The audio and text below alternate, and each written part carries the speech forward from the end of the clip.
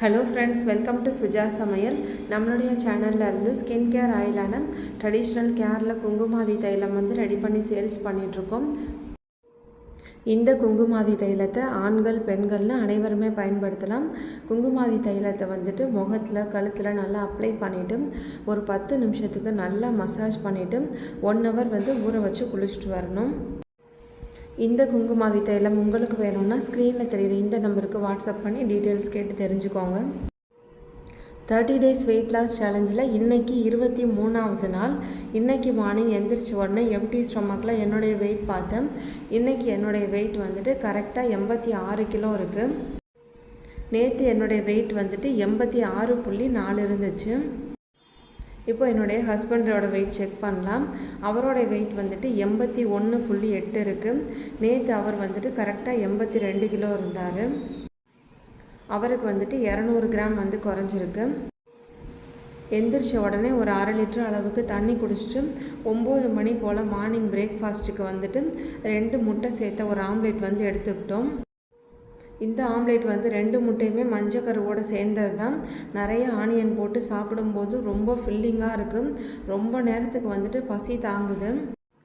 அதனால் இதையே மார்னிங் பிரேக்ஃபாஸ்ட்டாக எடுத்துக்கும் போது ரொம்ப திருப்தியாகவும் இருக்குது. அதனால் இது மாதிரி மார்னிங்கே எடுத்துக்கலாம் அப்படின்னு சொல்லிட்டு எடுத்துகிட்ருக்கோம். காலையில் 9 மணிக்கே ஆம்லேட் சாப்பிட்டதுக்கப்புறம் மத்தியானம் 2 மணிக்கு தான் நாங்கள் மத்தியானம் லஞ்சுக்கு வெள்ளரிக்காய் சாலட் செய்யலான்னு சொல்லிட்டு செஞ்சிட்ருக்கேன். கரண்ட் இல்லாதனால கொஞ்சம் வெளிச்சம் கம்மியாக இருக்குது. இந்த வெள்ளரிக்காய் சாலடில் ஃபஸ்ட்டு நான் வெள்ளரிக்காய் போட்டிருக்கேன். அதுக்கப்புறம் கட் பண்ண மாங்காய், ஆனியன், இப்போ இந்த வறுத்த நிலக்கடலை ஒரு 50 கிராம் அளவுக்கு சேர்த்துருக்கேன். அடுத்ததாக கருப்பு உலர் திராட்சையும் ஒரே ஒரு பச்சை மிளகாயை குட்டி குட்டியாக கட் பண்ணி இதில் சேர்த்துக்கிறேன்.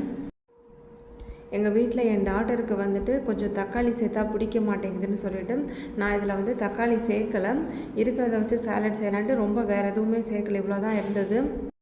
இப்போ இதில் தேவையான அளவு உப்பு, ஒரு லெமன் புழிஞ்சிட்டு இது கூட சேர்த்துக்கிறேன்.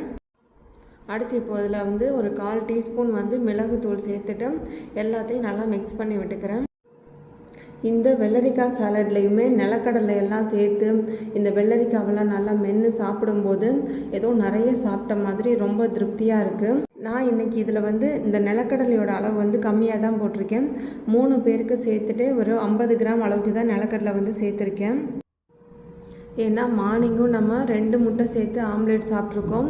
மத்தியானமும் நிலக்கடலையும் ரொம்ப எடுத்துக்கிட்டோன்னா அப்புறம் நாளைக்கு சுத்தமாக வெயிட்டே குறையாது அப்படின்னு சொல்லி 3 பேருக்கு தேவையான அளவு சாலட்டில் நான் 50 கிராம் அளவு தான் நிலக்கடலை சேர்த்துருக்கேன். ஃப்ரூட்ஸ் மட்டும் சாப்பிட்டுட்டு இருக்கும்போது நமக்கு ரொம்ப இனிப்பாக இருக்கிற மாதிரியே ஒரு ஃபீல் இருக்கும். இப்போ கொஞ்சம் இந்த புளிப்பு, காரம் இதெல்லாம் சாப்பிடும்போது ரொம்ப நல்லாயிருக்கு. அதுக்கப்புறமா நைட் டின்னருக்கு ஆளுக்கு கொஞ்சம் பப்பாளி பழம் எடுத்துக்கிட்டோம். இன்றைக்கி நிறைய ரொம்ப ஹெவியாக சாப்பிட்ட மாதிரியே ஒரு ஃபீல் இருந்தது. அதுக்கப்புறம் நைட்டு 9 மணிக்கு எப்பவும் போல் வெயிட் லாஸ் பவுடர் எடுத்துக்கிட்டு இன்றைக்கி எங்களுடைய டயட்டை நாங்கள் முடிச்சுக்கிட்டோம். இந்த வீடியோ உங்களுக்கு பிடிச்சிருந்தால் மறக்காமல் ஒரு லைக் கொடுத்து சப்போர்ட் பண்ணுங்கள். தேங்க்யூ.